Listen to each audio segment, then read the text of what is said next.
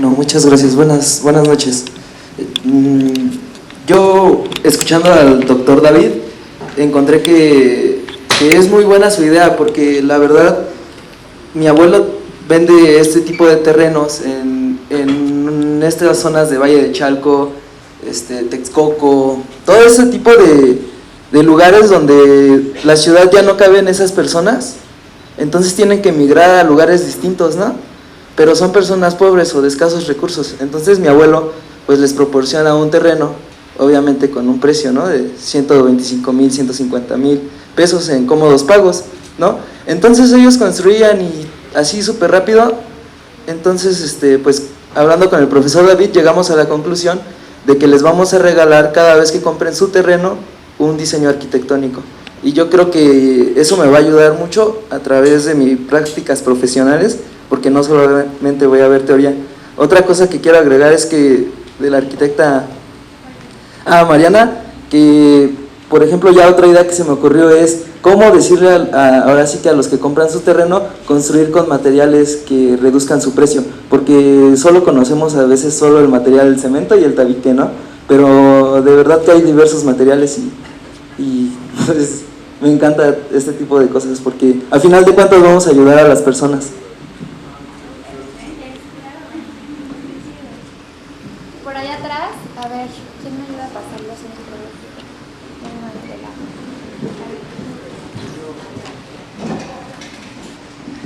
Hola, buenas noches a todos. Yo tengo una duda para los ponentes, es un poco sobre la parte social, o sea, sobre los proyectos comunitarios, ¿cómo ha sido esa integración a ese tipo de proyectos? O sea, ¿cómo lo ha recibido el público de donde ustedes han ido, que son las comunidades, por lo que tengo entendido? Si ha habido negación, por qué ha sido y todo, o sea, para mí la pregunta va un poco en el sentido social, o sea, ¿cómo ha sido la recepción? Porque a veces creo que el asunto de llegar como agente externo, como citadino, llegar a una comunidad, a veces implica como conflicto, y tengo un poco de dudas respecto a eso. Me gustaría que los ponentes pues me dieran su punto de vista.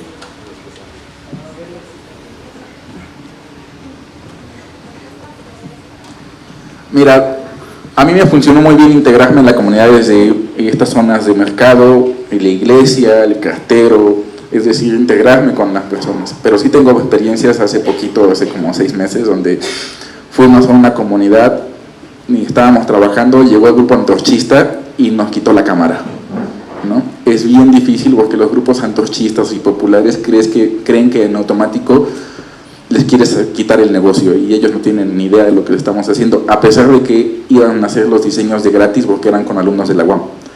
Entonces yo creo que una manera de entrar poco a poco es volviéndote parte de la comunidad, y de eso me ayudó, en este caso conmigo, en mi caso, ponerme en un puesto de tianguis, ¿no? Ese sería un ejemplo.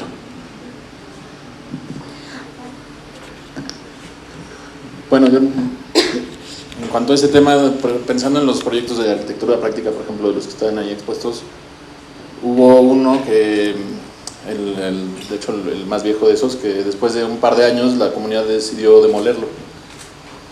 En realidad no sabemos bien si fue porque no aceptaban de todo el diseño o si por ciertas peleas internas entre grupos de la comunidad, porque vino un presidente municipal nuevo. No voy a profundizar en eso. Digamos que si tomamos ese como el peor ejemplo, porque pues, tiraron el edificio, ahí sí nos salió la pregunta de pues, ¿qué fue lo que construimos? ¿No? Entonces, pues, sí construimos elementos tangibles, un objeto que fue producto de acuerdo de varios sujetos. Y entonces al desaparecer el objeto, pues nos dimos cuenta claramente de lo demás que habíamos construido, que son cuestiones intangibles, ¿no? Y es bueno que eso fue hace 11 años, y todavía hoy nos seguimos llevando con la gente de la comunidad donde construimos relaciones. Entonces, en ese tipo de proyectos yo creo que aún siendo, pues es el caso, lo que se construye es mucho más.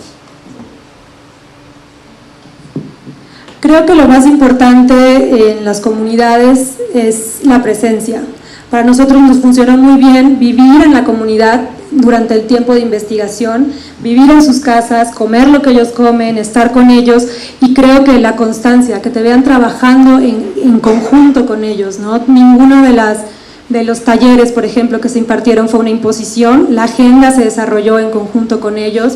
Ellos eligieron que en tal taller querían desarrollar puertas y ventanas porque en sus viviendas no tienen puertas y ventanas. Entonces creo que el diálogo, la presencia y el trabajo es lo ideal para establecer un vínculo comunitario. ¿Alguna otra pregunta? ¿Comentario? ¿No? Por allá atrás.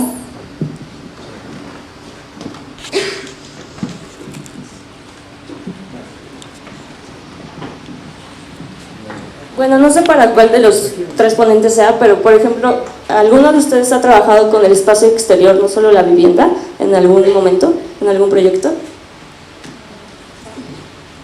En nuestro caso, la vivienda, parte de las tecnologías ecológicas que se implementaron, respondían también a los usos y costumbres de la región, en donde ellos tienen el bosque comestible, por ejemplo, producen miel con las abejas meliponas, tienen la hortaliza, la milpa. Entonces realmente su vivienda funciona un poco como el solar maya, ¿no? Es el área habitable y el área exterior en donde se produce el alimento. Entonces en ese punto pues también hicimos un levantamiento de especies, cuáles eran las que querían producir, pimienta, canela, vainilla, y ahora la vivienda prototipo se emplea para recibir talleres de cómo producir estos alimentos de una manera más óptima, que tengan un mejor rendimiento y una mayor cosecha.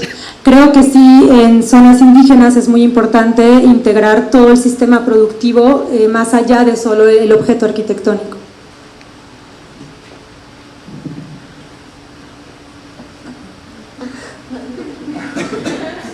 Bueno, mire, en mi caso, por ejemplo, y en la primera colonia que fue hacia Reyes La Paz, y estoy en la esquina de Reyes La Paz, Chicoloapan y Iztapaluca, yo ahí llevo 500 casas, ¿no? Aproximadamente. No había nada de urbanización, entonces créanme que en principio no había planificadores territoriales, entonces los mismos pobladores me decían, oiga, aquí pues necesitamos un mercado, ¿no? Y decía, bueno, pues vamos a ponerlo ahí, ¿no? Digo, si no hay planificador, pues le preguntas al arquitecto, ¿no? Es algo semejante, si no hay médico le preguntas al veterinario. Pero lo que hacemos es, lo que me tocó hacer es, oiga, aquí, ¿y por dónde pavimentando? Pues por ahí, ¿no?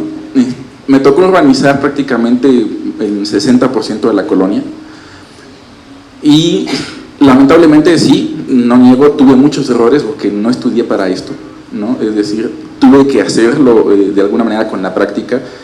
Generé en la mitad de la colonia la iglesia que vieron aquí, un mercado, una iglesia, en otra colonia aledaña un centro cultural donde estaba una lechería, un mercado y una biblioteca. Y tienes que ir lotificando, ¿no? Aunque también me ponen también, como vieron, lotifico, y cuando lotificas tienes que pensar en los espacios públicos, porque créeme, los ejidatarios, si ellos caben 1 millón de terrenos ahí, meten 1,5 millones. O sea, ellos no piensan en espacios públicos, ellos no piensan ni siquiera en las banquetas, ¿no? Entonces, en mi caso, que he construido ya tanto, les digo, alrededor de 500 casas en una zona, ¿sí? Tú haces una cosa bien hecha y se repite. Como les digo a mis alumnos, si eres bueno, te van a copiar, si eres malo, jamás lo van a poder hacer. Bueno, de nuestros proyectos, pues la mayoría son en realidad públicos, bueno, todos, ¿no? Hay casos de viviendas para comunidades migrantes, hay escuelas, el nuestro es un centro, entonces todos han trabajado de alguna forma con lo público del espacio, y pues no sé, o sea, la relación ha sido distinta en cada uno. Es que estamos hablando de muchos proyectos, entonces no podría como ser tan específica, pero todos trabajan obviamente con la comunidad, porque además estos proyectos pues son eso, o sea, se insertan en un lugar donde hay una comunidad pues que ya pidió de alguna forma esto, entonces sí es público siempre. Y yo creo que lo han dejado muy claro en esta como factura del proyecto, de que no se puede pensar en la vivienda aislado. O sea, todos sus proyectos tienen un entendimiento muy profundo con la comunidad y por lo tanto con su tejido urbano. Entonces dudo que alguno de ustedes haya diseñado sin entender el espacio que lo contextualiza, ¿no? Muy bien. ¿Alguna otra pregunta? Tenemos tiempo para una más. Por allá atrás, perfecto. Hola, buenas noches. Es para el doctor David. Me parece muy buena estructura de, bueno, el modelo de financiamiento de la vivienda, pero sobre lo que acaba de tocar justamente de la urbanización, bueno, eso es estudiante de urbanismo. Me parece muy bueno esto de dejar el glamour arquitectónico, primero que nada, es extraordinario para la realidad social que vive en México, pero ¿cómo podemos financiar el urbanismo de la periferia? Porque bueno, las viviendas se pagan porque es privada, pero el urbanismo precisamente, como decía, sería como emergencia, como ya lo necesitamos, y bueno, en lo que alcance de pavimento y que salga. Entonces la estructura urbana, a nivel de vivienda funciona, pero a nivel de estructura urbana, ¿cómo podemos hacer que esto funcione pues socialmente en las periferias, donde no hay, bueno, donde se reacciona a nivel de emergencia económica? Mira, hay dos: una urbanización que es inmediata y una urbanización que es posterior. A ver si me explico. La inmediata es cuando tenemos la necesidad común, es decir, todos necesitamos instalación hidráulica. Cuando toda esta manzana, todos nosotros necesitamos esa instalación hidráulica, los vecinos sí se organizan a través de jornadas, como para que todo el mundo podamos excavar. De alguna manera se organizan. Hay dos tipos de organización: uno que sería la popular, ¿no? Donde una organización exterior, puede ser desde una ONG hasta los antorchistas, les ayudan a juntar ese dinero, ¿no? Entre ellos. La segunda, que también funciona mucho, es que es una organización vecinal o barrial, en donde dicen, ok, todos nos sentamos a excavar aquí, o todos nos sentamos a emparejar este terreno, aunque aquí va a construirse la escuela. Y entonces, una vez que ellos ya tienen un proyecto, pueden ir al municipio, que es la segunda etapa como organización, y tal vez el municipio les dice, ok, tú ya tienes un proyecto, yo te doy los materiales, pero tú lo construyes. ¿Qué pasaría si no te dan los materiales? En ese caso, por ejemplo, esta urbanización inmediata siempre tiene que ver con la necesidad colectiva. Siempre. Siempre que tienes la necesidad de que todo el mundo requiere, digamos, un pozo de agua, esa necesidad se soluciona sin dinero o con dinero, porque todos los vecinos se cooperan para realizarla. Es muy diferente, por ejemplo, cuando me dices, ¿sabes que necesitamos una estación del metro? Porque ahí sí, nos guste o no, tiene que llegar el gobierno. Lo que sí dejamos o tenemos que prevenir es cómo podríamos hacer que los pobladores, hasta su capacidad, podrían resolver de manera formal. Ahora, este tipo de organizaciones funcionan y funcionan muy bien. Para poner un ejemplo, se han fijado que casas Geo, ARA y demás, que están también en ese día, que son 25,000 casas o más, bueno, prisiones. En este caso, tienden a descomponerse, mientras que estas colonias populares se tienden a componer. ¿Por qué? Porque hay un bien común, a diferencia de la clase media, que se descompone. Una vez que pasas a ser clase media ya no hay un bien común, entonces dejas de hablarte con el vecino de al lado. Y ellos, la organización inmediata es por un bien común y es acelerada cuando lo organizas. Cuando no lo organizas es lenta.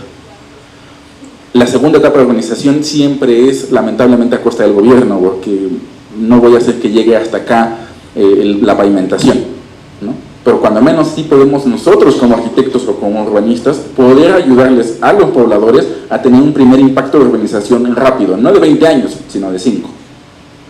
¿Sí me expliqué?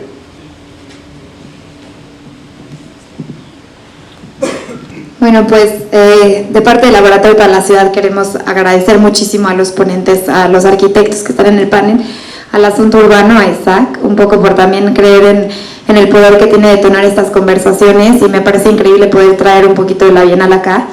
También recordar a Pablo Landa, a un buen colega de laboratorio también, y con quien ustedes han tenido mucho que ver. Y los invito a seguir este diálogo también con un súper como ayuda que tuvimos de Xolo, que tiene unos bocadillos por ahí deliciosos. Y entonces, bueno, pueden ver los libros por ahí. Ay, sí. No, pero pues digo, también como empezar a abrir estos diálogos. Entonces, bueno, agradecerles a todos.